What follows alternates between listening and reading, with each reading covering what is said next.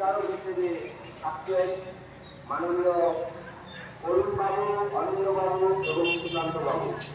বিচারক হিসেবে থাকছেন শুরু করেছে অনুরোধ করছি নির্দিষ্ট জায়গায় যাওয়ার জন্য এবং গ্রুপ বি থেকে ডাইগ্রাম final, group B high jump final খেলা শুরু হবে। গ্রুপ বি তারপর ফাইনালের পরে বিদ্যানগর সর্বাত্মক সাধক বিদ্যালয়ে বাৎসরিক ক্রীড়া প্রতিযোগিতার তৃতীয় দিন।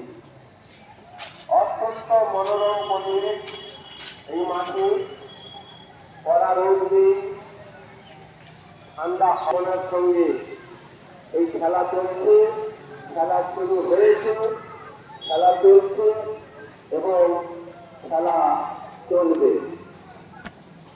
আর 19 তারিখ